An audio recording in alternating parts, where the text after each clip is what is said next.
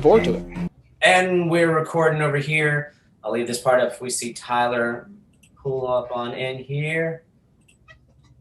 We'll let him on in. So until then, for those of you who don't know, Tyler apparently is, I was going to say hiding in a bathroom, but I think hiding from the bathroom. So since he's not here, we can mess with him. Neither one sounds good. Neither one sounds good. So he's hiding from the bathroom. Apparently construction is what he's saying. All I got out of the message was bathroom and noise and may not get on for a minute. So y'all take that how you will. Tyler, you're not here to defend yourself. So yeah, it is what it is. So that's right. There we go. And it was through our Snapchat, which means it's deleted, so we can actually put whatever word we want in there. Yeah, like he has no actual proof, right? Best part to it. Yeah. So late bus 1807. Get on your bus, people, and get on out of here. So the last time we talked was actually, it was after the trials, and I'm just gonna pick up where kind of like I had to take a moment away from wrestling because I'm not Jordan Oliver. So last time we talked, Jordan Oliver won the spot. We were all super excited for him. We knew he still had to go qualify the weight. And I know you wrestling people out there, this is old news that the weight was not qualified. He wrestled a heck of a tournament. I can't remember if it was you and I that talked or I even talked with Ham. I felt like if he was going to lose, it'd be through something crazy happening in the earlier rounds. Once he made it to that finals round, I was like, yes, we're going to qualify the weight. I know speaking too soon, but I really felt comfortable with him qualifying that weight once I knew he was not to the finals round, but to the semis and one way. I really thought if it was going to happen, it was going to be one of those Brett Metcalfish type things. You know, you expect to be there and like somehow on a freak thing lose in the first round and don't get pulled back in a rep shot. You know, I thought something like that would happen if he wasn't going to qualify. I didn't think he was going to like wrestle his tail off and be dominant, and then like it just didn't happen. So I almost kind of like had to take a little hiatus, like a step back, and like it was kind of like, all right, there's nothing else going on in wrestling right now. I'm going to soak this in. And I'm not even him. I'm not even the guy who's like doing that. So I don't know. To me, that was a heavy one for USA Wrestling. What are your thoughts on that one there? Yeah. And see, I was just the opposite. I felt the way he was going, that it would be something that happened the way it did. He would get to that match, which seems to be the MO for American wrestlers that are trying to wrestle through. Yeah, they do have that. It's either the early round or they get to the round to qualify, and then something controversial happens. And I mean, from our perspective, we've talked about this before. I mean, international wrestling is your butt to the center. Are you controlling the center? Okay, then you're the aggressor. You don't have to take a single shot, and they're going to stall. And the fact that Oliver got put on the shot clock the first period, you're okay with, because you're like, all right, it's going to happen the second. It happens. Like, that's part of international wrestling. Yeah, you kind of roll with that. And he comes out. Hold on, I got buses again. It's all good. Ding, ding. Hey, the joys of catching real life coaches in the moment. You know, that's what we do. So, and then they have more announcements. They're always going and going and going. You have to repeat them because they don't think. Yeah, exactly right. So I'll mute it whenever it comes on, so you guys don't. Never mind. Oh, we got another bus. So he's got another bus. I want to hear what he has to say about it. Like, I think with international wrestling, like it's that Iranian style of you cop that one leg back, like a kickstand and hold center. And dude, like people make a living off of that. Like you try that at NCAAs and you're getting dinged for stalling, not winning the aggressor position. Yeah, and it's knowing the rules. Typically, they had started to get better about if the person with their butt to the center was not shooting, but the other person was attempting and attacking, going ahead and hitting them, especially if that person attacking had already been hit. Yeah. It didn't happen, though. I mean, those of us, like I was texting you or Snapchatting you live as I was watching. I was like, oh, my God. Like, I mean, the first period. They're not calling it. Yeah, you're like, the first period was what it was, but then the second, you're like, they're not calling it. Yeah, he's down 3. I'm like, okay, I'm like, what? Like, all of the Americans were just like, what? I mean, how do you, but I mean, we've been there before as a country. And I got to say, Jordan Oliver handled it with class. Like, he could have come out and blasted. And I mean, he just, said, I didn't get it done. So, And he has been the epitome of class and everything else when it comes to being the American rep and, not making excuses. And again, literally taking not only the weight of him, but the weight of the U.S. to try to go get that weight qualified.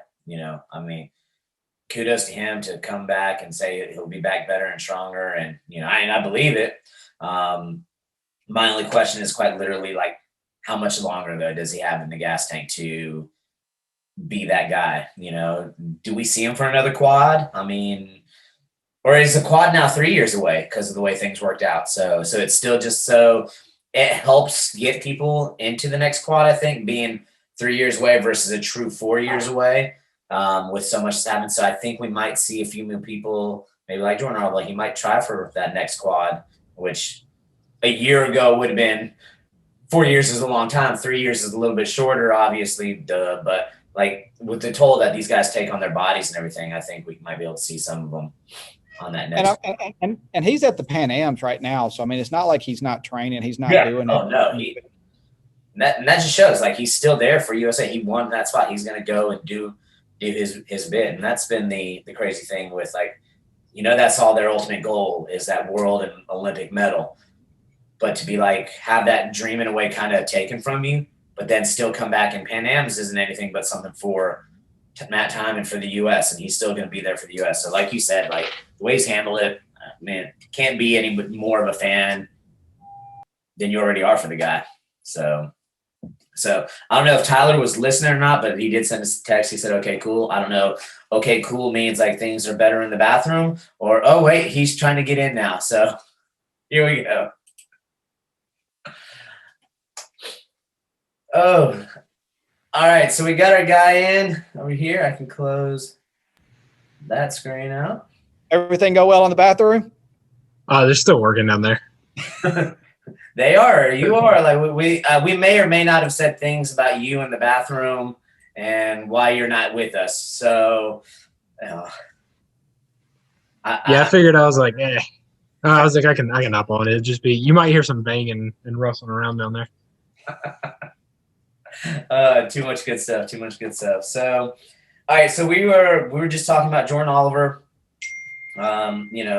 Is it what it is with the weight? Do you think we'll see him for another quad? That's kind of like where we were getting to with our question. Probably. Think so? I think so. Yeah. Yeah, Boogie.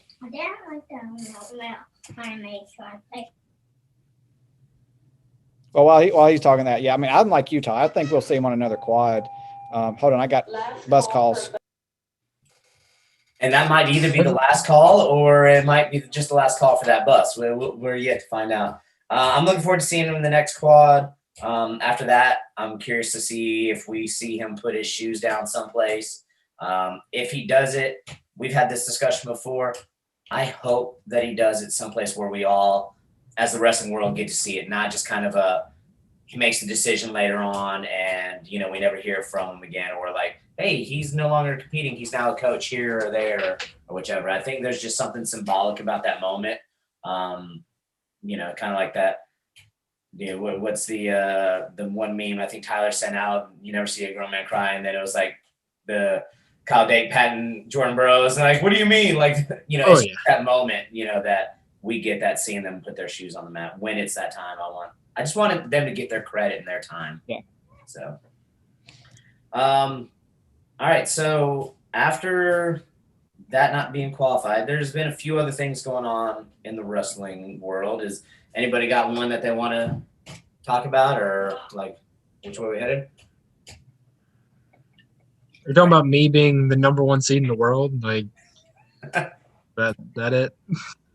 I was gonna say like bathroom wrestling, but we're gonna like keep this show PG. So speaking of number one, like people being like number one and all that, I've been seeing your post about Kale. He did pretty good at some tournaments. Oh yeah, Kale. Oh yeah, I mean he's been doing well at the local freestyle Greco stuff. He's done well, so yeah. He did. But you guys said you guys are headed off to Fargo though, right? Yeah, he made Fargo. He made the cadet duels team and the Fargo team as the number one guy at his weight class. So, I I mean, you don't want to blow it off because it is a big deal and everything like that. We know. I mean, even though Alabama's not a great freestyle wrestling state, but it's just part of that box you got to check. And that's what I told him. I was like, look, let's go take care of business. Had a slip up a couple weeks ago in a Greco match against a kid that he had beaten in freestyle. Didn't wrestle great. The kid wrestled well. That's how it goes. And it was his first Greco. I think he'd had like a day and a half of Greco refresher after 2 years. Yeah. So, I mean, he's put some stuff together lately, and it's nice seeing him put some stuff together. I mean, Fargo is one of those things that, like you said, it's a checklist. It's one of those things that not everybody gets to do, and nobody can take it away from you. So it's always cool to have that. So that's a great thing for him. So I thought that was pretty cool seeing that one on there. Yeah, that was cool. Actually, Virginia Beach, I know he didn't do well at Virginia Beach. Came out flat, but I was up there. Adam Duncan got to run into our buddy Duncan was up there. So shout out to Duncan, Bill Mock. So it was good to see him for a little while. I mean, even though it was just a few minutes in passing. Yeah. So we've been on the road a pretty good bit, and he's been training rather hard, just trying to maintain a weight that Fargo and Cadet Nationals duels now are multi-day weigh-ins. So we've been trying to find the right weight that would be good. Now it's how low can you go and maintain and be healthy with multi-day weigh-ins instead of what it used to be, which was weigh in the first day and you're good for the whole 10 days. So I think we found the right weight for Cale. And but yeah, I mean, he wrestled well at Virginia Beach. Just when you lose that first one, Virginia Beach, the backside is just hard because it's. Yeah, but he wrestled pretty well on that backside, it seemed like he did, came back. He did. He wrestled well. So, but you got to have a long, tough road to hoe, but he did well on that one. So I'm proud of him and the work that he's putting in. So can't complain. Yeah. So I guess it's not the obvious transition, but from Cale to Cale. Last time we talked about Cale, not Nick's son Cale, but the other Cale, we had the conspiracy theory of who turned in Jaden Cox and all that kind of stuff. I see Nick's going to go ahead and press mute so he can't be held accountable for anything that he says right now. I'm just messing with him. But still calling buttons.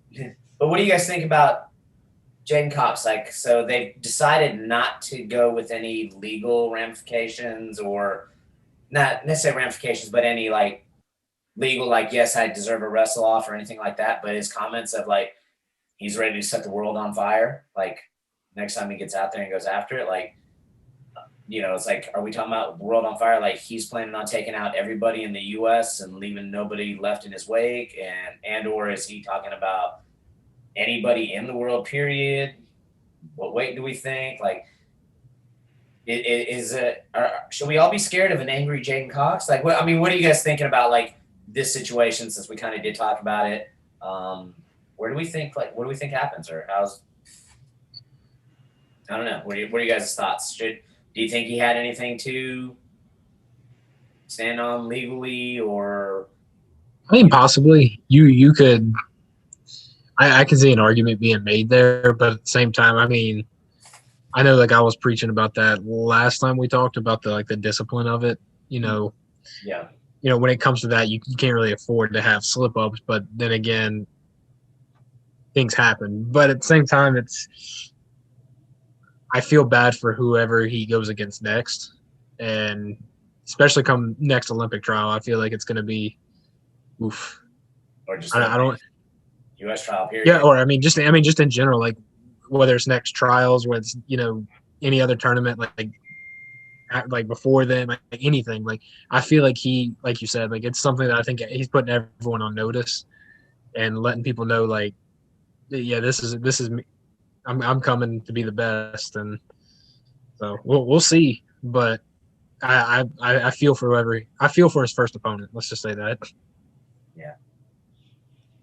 Yeah, I don't know about the first opponent. I mean, when you're that top tier guy, you're going to give it everything you got anyway. Yeah. So. I mean, of course, but I'm saying I feel like that first match he's going to have against somebody, there's going to be kind of that the chip on the shoulder that he's going to want to, he's gonna kind of probably want to take it out on somebody. I'm guessing. I mean, I don't know. Yeah. Like he could have come to terms with it and be like, look, it is what it is. But I mean, I know if it were me, I'd be itching to get back out there as soon as possible against anybody. Now to say that, like, he is training. I mean, Oh, absolutely. He had like 6. I saw something the other day. He had like 6 workouts or something that have come out. That I mean, it's not like he's not wrestling right now. I Yeah. mean, he's still working all the time. and he's with the Olympic team training. Yeah. So that's another class thing. Like, you didn't even get to wrestle, but you're still there helping those guys. I mean, because they It get just- to pick who you are. I mean, to me, it was just an interesting way he was stated. He was just like, okay, we're not going to go for the special wrestle offs, which I kind of get because every time before, and we'll go over this quickly. We've talked about special wrestle offs. It was always for the person who was that guy who got that special wrestle off because of an injury or something else. Like, this was a whole different situation. It was him at a different weight, so there's no precedence for it. Even though we all said, hey, if it gets us our best guy, it gets us our best guy. But I think last time we all said, like, have him go against Colin Moore and see, and then kind of go from there. But I don't know, just the way he said it to me was kind of like, it just made me think of Tombstone, Wyatt Earp, like, when he's coming in and he's like, and I'm coming and I'm bringing home, like, it's like, dude is fired up. Like, like it's kind of like anticlimactic. It's like, he's fired up, but then we're like, oh, when's the next time there's a wrestle off? Like, like, when do we get to see that fired upness that he's currently got right now? Yeah. That I want to see. and I think that's why I'm kind of sort of subdued about it. Like, it sounds good now. But but the timing's off. It's like a great movie preview, and it's like coming out in 2025, and you're like, I don't even know what I'm doing tomorrow. yeah, you're or like, next week. it's still 2021 though, and what do you mean 5 years from now we're gonna possibly see this? Yeah, exactly. So, yeah, I guess that was kind of my take on it. Was just like, well, I mean, I know you're going to be pissed. I'm glad you said it. I don't know. I said, Yeah. it was just one of those like, okay, and I just kept moving on. Yeah. I just thought it was worth mentioning just because I was like, sounds so good, but like you said, but it's like, but when do we get to see how this is and all that kind of stuff there? So, all right, looks like Tyler's disappeared back to the bathroom. So that's when we'll see him come back. So also with Kel Sanderson, I can't remember if it was Unic or somebody else that I was talking about. And this is kind of a twofold thing. And we'll start with the Nittany Lion Wrestling Club. Like, Yep. Their newest acquisition is. Actually, I thought they were getting. Did they get Dean or? No, they did not get Dean. They- Penn State got. Okay, so that was going to lead into that one, but I guess since. I thought Gabe was going. Yeah, thought I think Gabe- we all thought Gabe was going to the Nittany Lion, so he's ended up not going there. He's not there. I don't remember where he went, but I saw that a couple weeks after we were talking, and that he did not. So he didn't. Okay, so I got to look up to see where he went, because I really thought he was going there, and we were talking about just like, man, what is that wrestling club up there doing? Yeah. It's gonna be. Yeah, it was gonna be Nick, because it was like it's gonna be them versus the world, like Nittany Lion Wrestling versus the world as far as that team goes. Like, and they keep pulling in guys. They pull in Gilman, they pull in Snyder, they pull in what looked like they were gonna pull in Gabe Dean.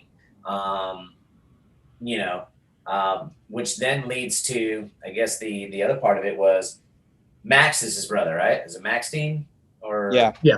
So Max Dean is now going to Penn State.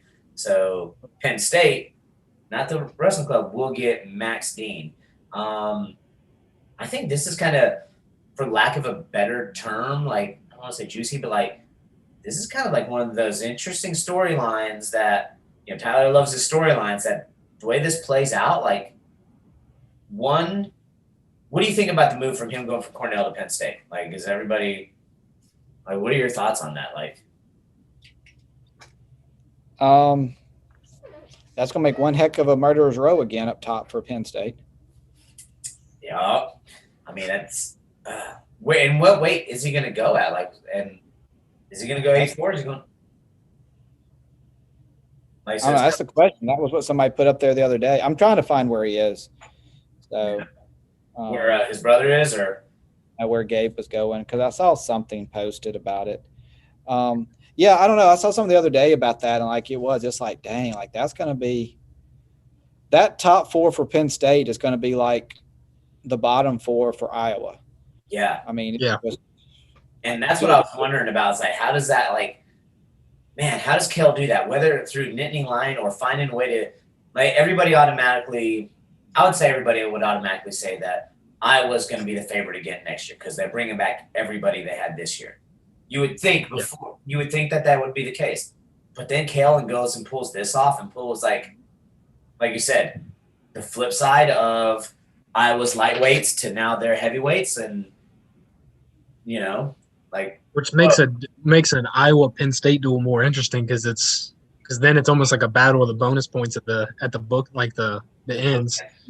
And then what way do you start with? Where do you want to end with? Like you literally got to go through the old school rules and pull the weight out of a hat, because that does play. You know how it is. Like watching a duel, that makes a difference on who's bookending it. Because depending on who starts out first. I mean, if you have, like, for instance, if you start out with the lightweight guys, then you have, I mean, of course they're going to get bonus points, but get as many bonuses as they can. It's a tech's not good enough anymore. Like you got to go for because you got to go for Penn because it might get down to the last match or two, and it could be a 5-point difference, or it could be like a 4-point difference or a 6-point difference. Like, those points are going to rack up. So it's kind of, and then you also have to take into account momentum. I mean, if they're wrestling at Carver Hawkeye, or you're wrestling at Penn State, I mean, it's one of those things that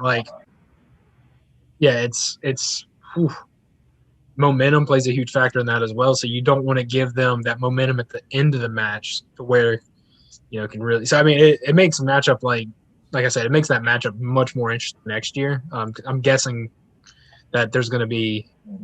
I'm guessing everything's going to be quasi-normal as far as matches and all that go. And that, like I said, it takes that match and gives Penn State back in the mix again. It's like, holy crap, they were out of it for a year only, and then now very well. I mean, no, you said out of it, but it's not like they really weren't. They weren't out of it. Okay, when I say out of it, meaning they weren't the number. They didn't have the number one next to their name all year long. Like they kind of have had for the last decade virtually.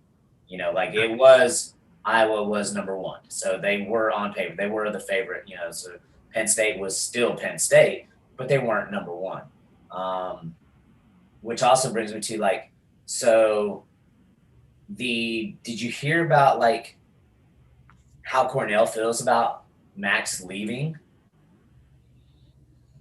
I have not. I would assume it's very respectful.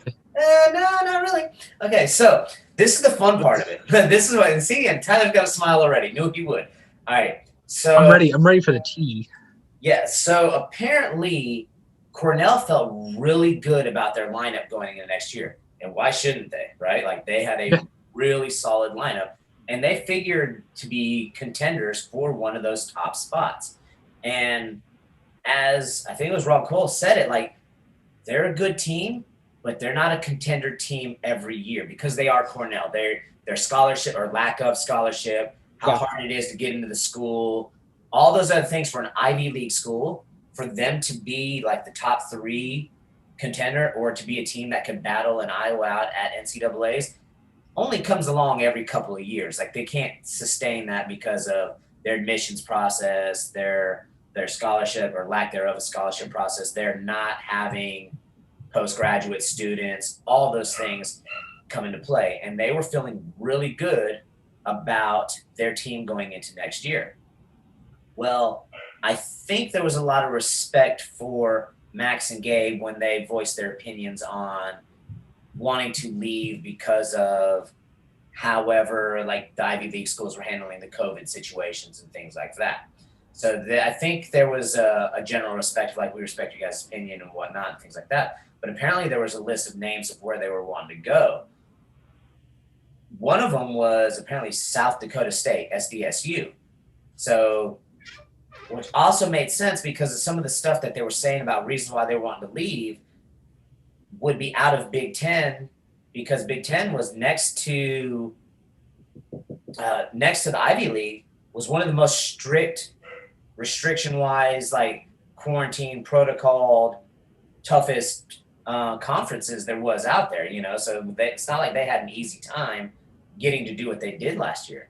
And to say that they were leaving for all these reasons and the possibility of not wrestling and not doing things and all these things apparently struck a nerve with a lot of the guys on the team. They were like, you're going to a Big Ten school that has just as hard of regulations as the Ivy League virtually does.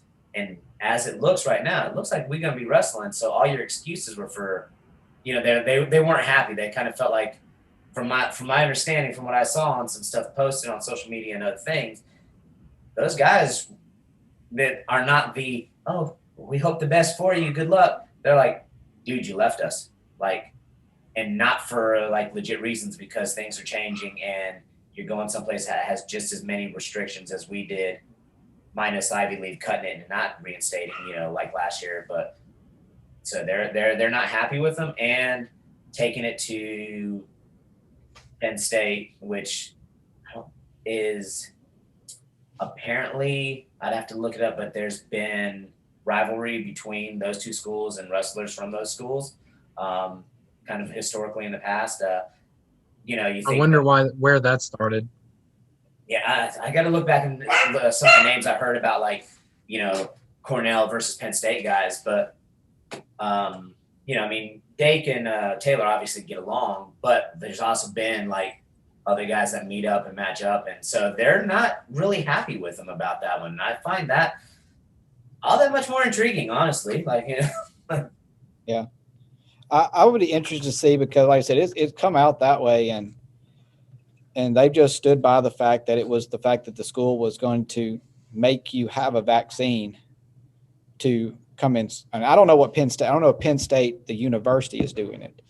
That was the deans have stood by saying it had nothing to do with the wrestling. Yeah, it did, because you wanted to make sure you had a season, but they said it all came down to the fact didn't want to be forced into having to take a vaccine, which Cornell University was making all students. And I think we mentioned when we were talking, Tyler, you're like, that's going to become something that I think a lot of schools are going to do, which I do agree with you on that. And that's why I'm interested to see if Penn State already has that in place. Yeah. So there's a part of me that 100%, like, I understand that, and that's something that's not uncommon. A lot of schools do that as well, but at the same time, I do understand their perspective. It's something like I don't feel, because I'm at a crossroads here. I'm all for, like, sorry, my dog's on the bed. She's scratching, so it's kicking the camera. But I'm all for, like, keeping people safe and, like, doing things, taking the COVID stuff seriously. On the flip side, I am not at all for forcing anyone to do anything they don't want to do.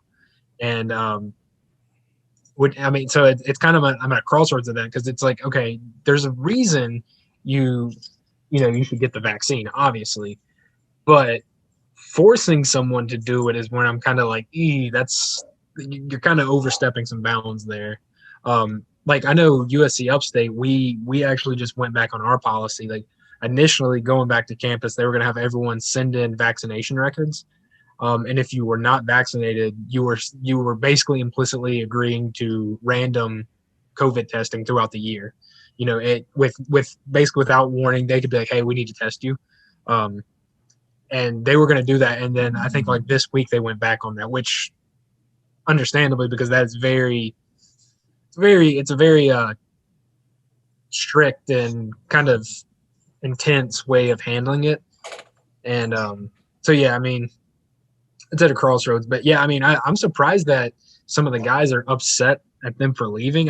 Like you explained, Purdy, I completely I get that reasoning, but I think the Big Ten, and I could be mistaken here, would they still be able to get that year of eligibility back that they missed? Yeah. With transfer portals and everything else now, yeah. But I think, like you said, like, not to get involved. This year didn't count. This year didn't count. Yeah, but for Ivy League, yeah, I was gonna say I didn't know, because like Ivy League, even regardless of this year, it was one of those things like they don't do graduate students competing. So I didn't know if it was like some Ivy League rule that if they were to transfer, that still counts as a year. Nope. I'm not well versed in the Ivy League rule set, but no, that could be another reason. it seems like the Big Ten is starting to kind of get a little, I don't want to say lax, but they still have their strict protocols, but they're a little more, what's the word I'm looking, like understanding and lenient maybe Well, on it. And now that they have more, I think the landscape of this whole transfer portal and everything else, and people going and like taking the kid's year away, is kind of like, I don't want to say gone to the wayside, because I'm pretty sure we could still see it happen if a school or a dean or somebody said no, we're not letting them go, or if they do go, they lose. I'm sure there's still somehow maybe that they can't do it at all anymore. Okay, No, so I thought you can transfer. You can transfer at any time now. It is basically conference by conference, not school by school now. So okay, typically, that's what I was going to ask about. if you transfer within a conference, you have to get released. It's not like when we wrestled where you had to get a release no matter where you went. Where you went. Now, if you go to a different conference, it's automatic. You're free. Yeah. We're talking about these what I'm saying, releases and depending on transfers. school, like once somebody could still say no, like if somebody went to Wisconsin to Penn State, like that's in conference, so they could not release, and then they end up they would lose a year, right? It's not released, because transfer portal, you can just go in. There's no releasing anymore. Once you do that, like you choose to go in, it is now determined based off what the conference rule is. So if the conference has it set up that you're going to another school within the conference, and that's the policy, then yes, you lose that unless the schools agree. That's what I'm saying. So it's just much harder for them to enforce anybody losing a year now because of the transfer portal being as open as it is.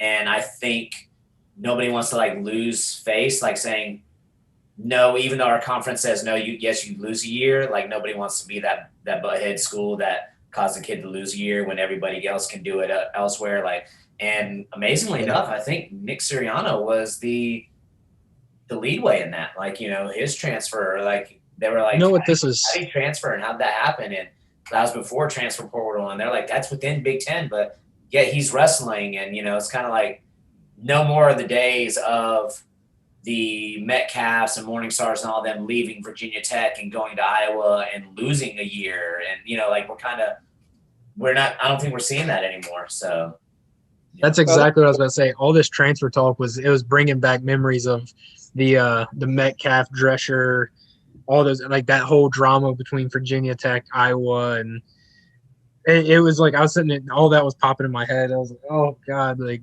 how times have changed.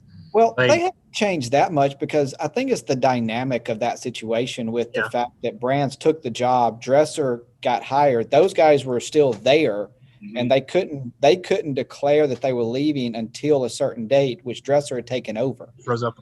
And so, I mean, all of that stuff was weird. So, I mean, I kind of throw that one out. That one's kind of out the wayside because of the dynamics of it. The Brands didn't throw that out. They still held on to that one for a while. I would still hold on to it as well. I think they are still holding on. I still want to see like a good like Brands Dresser yelling at each other, except now we got Metcalf like playing like middleman, like pulling Dresser back and yelling at Brands. I'm like, okay, that's cool and fun because there's a weird dynamic, but I still never got to see the Dresser Brands blow up on the sideline that I wanted to see. That's true. But I don't know. Metcalf is now at NC State, so he doesn't do it as much anymore. Wait. Brett Metcalf went to NC State? Yeah, because remember he grabbed Carr. No, he's at Iowa State. Yeah, he's at Iowa State with Dresser. You had me confused there. I was like, talking about breaking news. Like, say what? Into the school year brain. My fault. Into the school year brain. Like, yeah, I almost fell out of the back of my chair. I was like, daggone, how did I not hear about like Metcalf going to NC State? Like, I'm out of it. Heidley brothers and all that. Like that would be headline news, and that just. No, we're good. But yeah, it's red and white. Red and white, yeah. So the COVID protocols. Of course, he freezes on like an ad sponsorship thing on the recording, like he's like Coca-Cola. So he's trying to help out Rebus Wrestling. Maybe they'll send us money. That was sponsorship right there. Maybe they'll send us money. There you go.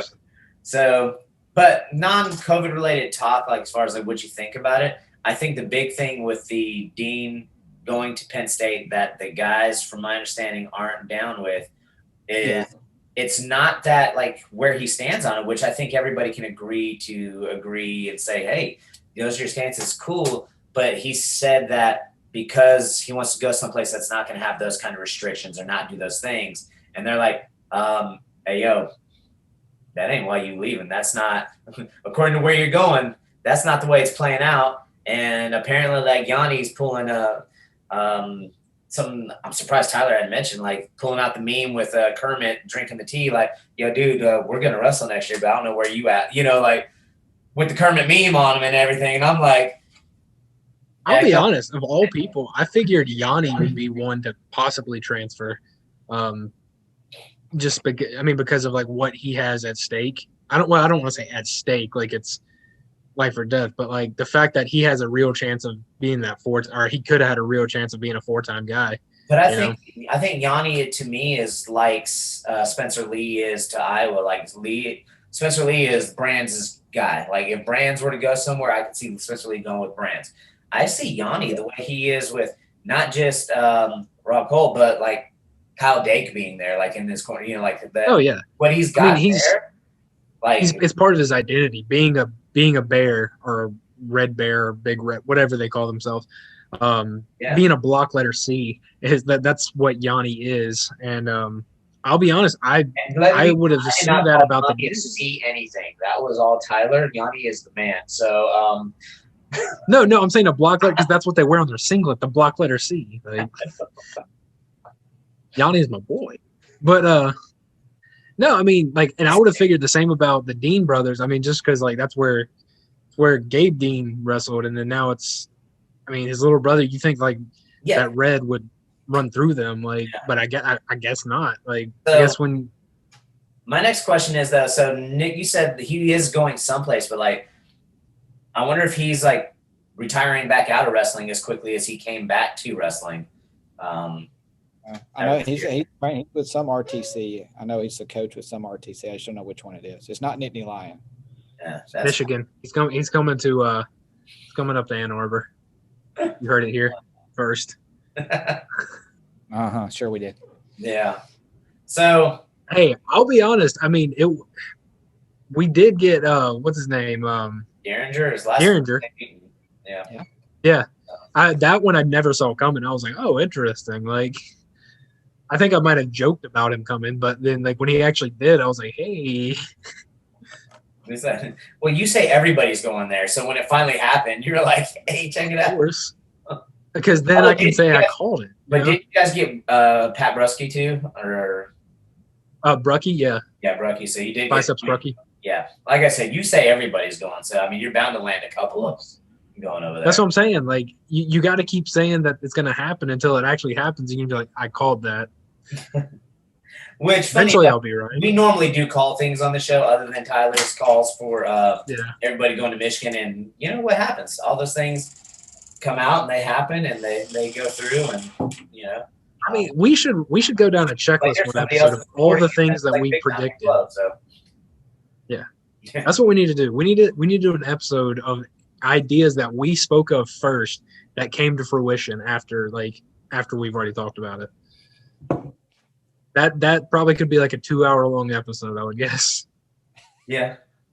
Or if we just sat down one day and said, all right, where do we want to see things go? What rule changes do we want to see implemented? Where do we want to see things go?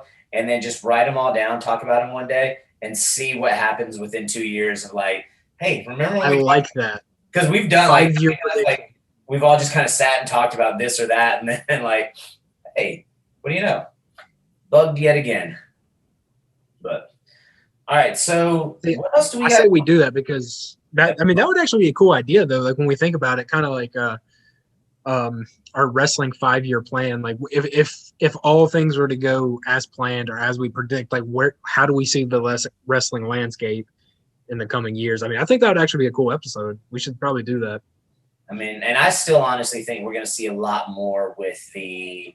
I don't know how much we're going to see like folk style, collegiate style wrestling change, other than like some other rule sets that they've been doing. But like, I just have this feeling that as these guys continue to get better and as good as they are going into the college ranks, like as good as they are, we've already seen it. More and more guys have an impact at the senior level. I still think there's going to be something else big happen at the RTC level where, Yeah. you know, it's not just going to be like right now, we were kind of circling back to almost the beginning of the episode, like Penn State is where it's at right now, RTC wise, you know, before the Nittany Lion Wrestling Club was what it was, like somehow everybody under the Green Earth in the U.S. was sponsored by Titan Mercury. No matter where you were, and they kind of still are some big. I don't understand how it all works. I need to research it a little bit more, but I still think there's going to be something big go on, and we're going to see an influx of all these athletes that want to continue to wrestle, really boost up these RTCs. And in order to do that, they're going to have to do something to generate revenue and money because we're getting more and more good guys, so they can't all just be paid by boosters and by the club to, you know, come wrestle. Because before it used to be like, what did we have? Like one or two like top level, senior level dudes come out and they're going to go wrestle at a club and they're going to get paid. Now we're seeing lots of dudes come out that are top level, and we're seeing good competition. And, you know, you can't just continuously be paid by boosters. These clubs are going to have to start generating some revenue, I think, through some sort of wrestling dual match system somehow, that those of us that love wrestling, that want to see these guys continue to compete, would gladly go pay to go watch a duel between, you know, NC State's Wolfpack Training Center and Nittany Lion Wrestling Club in a freestyle duel. You know, I'd pay to go. So We've already started to see that during the quarantine and with what they've been doing with just the little matches and stuff like that. So it's actually already begun, which I'm sure is why Penn State had so many, because they're like, oh, people want to watch, and just the money just floods in, so the rich get richer. Yeah. So it's well on its way to becoming what you're talking about. Yeah. So and then we this saw is, Cornell Spartan RTC, like those guys were yeah. were hammering it out this year. Well, they had no other choice, but you know. So I want to say one thing, and this is like kind of off topic, and I don't know if you've already talked about it though, but like you were just talking about things in the future. Like one thing that really made me happy, like here recently, is the fact that our fan base, which this obviously means is growing because this reached more than just our fan base. Our fan base, the effort they put in for Stanford's wrestling program, for them to reverse the decision, and for them to decide to keep the wrestling program, I just like two big thumbs up. Like that should tell you how popular the sport is. You know, I mean, we may be like a minority in, you know, in the vast scheme of sports, but it shows that people care about the sport. Like even if they're not diehards like us three or like others that we know, there are people who care about the sport enough to sit there and stand up and support a program that was gonna get cut for no good reason. So, but yeah, sorry, I know that was off track, but I just wanted to point that out before ended, because that was huge news the other day. And that was the last things on my list to talk about today too. But Nick, go ahead. Spoiler, sorry. No, you're good. I mean, I knew we were going to end up getting to that, and I'm not just. I mean, yes, I'm selfishly proud for wrestling, because it would have been like, what the crap? But the fact that all of those sports, all of those athletes, all now 11 get to keep that right there was just like the epitome of like, see, you don't come in and just start cutting these kids, because there's a lot bigger ramifications out there. That was wrestling was great. I loved all of the sports starting to go all black in the spring. Mm-hmm. And just the bad press. It was like just priceless after what the wrestling team did. I don't know if anybody did, but all the rest of them doing it, it was priceless. And then when they tweeted out the wrong sport winning the national championship, it was just like, you guys have no clue. Yeah. So they looked like a bunch of dummies. And that's where like I was also like, of course we had to talk about it, and I wanted to talk about like them saving Stanford wrestling. But I want to preface with, it's not them that saved it. It's the people that saved it. It's the athletes that saved it. Because I want to give that university absolutely zero credit for bringing back the program, because there was never really a good explanation other than whoever misfinanced all that money. And then there was never a good enough explanation as to why they wouldn't keep it when it was fundraised to be able to self-sustain without them lending a cent for like, what they say, 4 to 10 years. I can't remember. I've heard several it was a numbers, very long time. That several different numbers about how many years that this sport could run without the university dropping a penny into it, and they still said no for a while. So one, kudos to everybody who either donated to somebody for Keep Stanford Wrestling, keep any of the Stanford sports. And I want absolutely zero credit to go to that university for supporting those guys. Everybody's like, kudos to Stanford University for making the right decision. No. Not kudos.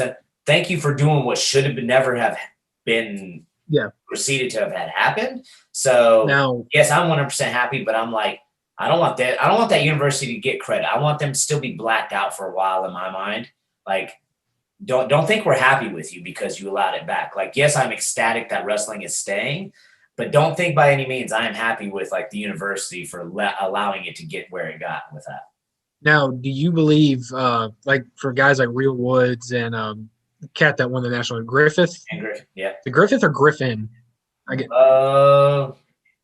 question. I get it mixed up. I can't. Yeah, Griffith. I think for guys like that, like I'm happy for, but at the same token, if I'm them, I almost feel betrayed and would want to leave. And it's one of the things. Like, and if they did leave, I don't think anyone would blame them. You know, I don't think anyone would be like, "Oh, you should stay. You should do this." I think everyone would kind of be unanimous and thinking like, "Yeah, no, you absolutely should have left. They were gonna. You had all this talent. They had the financial backing, and they were still going to cut you." Yeah. I mean, I think that's the question right now. Like that just shows how little they thought of it. If they were to transfer, Yeah, that's the question right now is whether or not the question's been like, do they enter the transfer portal? Do they go someplace else? Or do they stay where I'll give them credit for staying in the university. I think they stay because you don't go to Stanford, like kind of like going to an Ivy League school. The admissions process is so rigorous that, let's put it honestly, you didn't go to Stanford to wrestle for Stanford. You went to Stanford because you had like some academic program, like you had a dream to go to Stanford and the rigor to get into that school. Yes, I just think that maybe wrestling was part of that dream, but you know, as a student athlete, like I think like, you know, you went there for a reason for Stanford academics and such like that. Like if you didn't say, you know, it's not like your goal was to go wrestle for Okie State or Iowa or Penn State, you know, and then worry about what you do at school. I think for these guys, like, you know, that admissions process, like I watched the Real Woods thing, like he left his home, traveled to the Izzy Wrestling Club, had, you know, got into a better school so that he would be out of the inner city schools so he could get a better education so that he could get into Stanford. Like, you know, like that admissions process and those stories of people getting into that school it's like getting, you know, I mean, Stanford's like the Ivy League of the like West Coast, you know, so that's the only reason why I don't think they leave, because like they got more at stake other than wrestling. But should they like be like, hey, y'all didn't do me right? They have every right to feel that way. That's just my thought. Yeah. And I mean, Go ahead. would totally be okay if they transferred. Sorry, I didn't mean to cut you off there, Nick. Go ahead. No, and I was going to say, I mean, I don't think they transfer because then you actually strengthen Stanford's chances to drop it later. Yeah. So, which they stayed. I mean, if they didn't, you fought for it, stay with it. Yeah. Yeah, and that's just the character of those people over there. I mean, I know the question is, you know, who's it going to be to take over? There'll be somebody that comes to take over, but yeah, I don't. Those guys, like we've all said, they wanted to go to Stanford for the education. Oh, and I get to wrestle too on a pretty good program. All right, let's do that. Yeah, let's rock. Let's rock. Clemson's even talked about bringing back a program. I think I tagged y'all in it recently. They have room for like another. So, yeah. Yeah. So I mean, that's actually really exciting news because if they can get a women's club team going, I don't know if they've already had a women's club team going. The next instance you have of an actual varsity sport opening up, I totally see them. I could totally see them taking wrestling just because, I mean, you look at the conference they're in, the ACC, you look at the area they're in, the Southeast region, they could be going to the Scuffle. You know, they have great tournaments. They could wrestle with schools like Limestone their first year to kind of like give Limestone a rub, you know, stuff like that. Like I see nothing but upside. And so that I agree. So, I was really excited to see them, the possibility of getting the women's program in there, because I think that just leads to eventually getting the men's program too. So, but all All right, y'all. Every school needs to have a wrestling program. For real. No, don't just keep Stanford wrestling, but bring wrestling to everybody. Let's just roll with that. Exactly. You know, but Should be on that mandatory note, I think curriculum. that's a great in way all to end the schools. show. Be like, bring wrestling to everybody. And when somebody hashtags that statement, again, we know where that came from. Bring wrestling to everybody. Started here, men's, women's. It all came from here. So Are we if we start that, are we considered like wrestling evangelists or whatever they call them? Like bringing the word of wrestling to everyone. only if you walk around in a robe and your Coca-Cola shirt on and start preaching it that way. So Tyler, go back to the mean- bathroom. Go back to the bathroom. Y'all did see my new running shoes. I have got the kicks for it. Y'all seen those? Oh my gosh. Oh, Yes, man. they're pretty sweet. I do like those. Join the Church of Gable or something. I don't know if you sullied his name there or not, but I don't know which way we're gonna go. I mean, which Gable am I talking about though? That's the real question. Oh man. Obviously, but the OG. So Yeah, I'll let either one like give you a good couple of hammer fists, or 20 clubs, and we'll see if you're still alive. Your baptism. no, I would much rather your get him from baptism. Dan. How than- many hard clubs can you take from either of the Gables? So I can probably take like 2 or 3 from Dan just because of his age. I mean, he's still probably extremely tough. I can't we're gonna have That's it. But no, But never mind. but Gable, No. Gable Steveson, one club and I'm probably unconscious. I'm not gonna lie. He might hit me with one good one and then I'm not seeing straight for a week. He's questioning old man strength right there. I know, that's what I was saying. I'm like, Against- it's Gable against the too? Al- I mean, you don't Brett. know. Have you seen Ooh. Gable doing his strength? Yeah, okay. We're before Tyler says anything more. I'm taking my blasphemous, chances. Yeah. We're ending on Tyler's blasphemy, and well, we're gonna We're gonna say hug. that's part of his wings and alien segment right there, just to try to save his face a little bit. That would be my segment. Who can I take a harder club from, Gable or Gable? I mean, At least he's sticking with this story. I'm gonna give him that much. then again, I mean, we've seen John Smith, that video of John Smith, and he's wearing the hat, and he Yeah, still got it. still good too. So He still got it, it's to the John old Smith. man strength. So Yeah. All right, my man. I'm gonna be I at hope they the don't track me down. around 5:30, Nick. So I'll try giving you a buzz a little bit later on tonight. Yeah, just give me a buzz later on. We'll talk later on. All right. All right. Y'all take it easy. See you guys. Stuff up. All right. Bring wrestling to everybody. From Tyler's church, I guess. I don't know. Bye bye.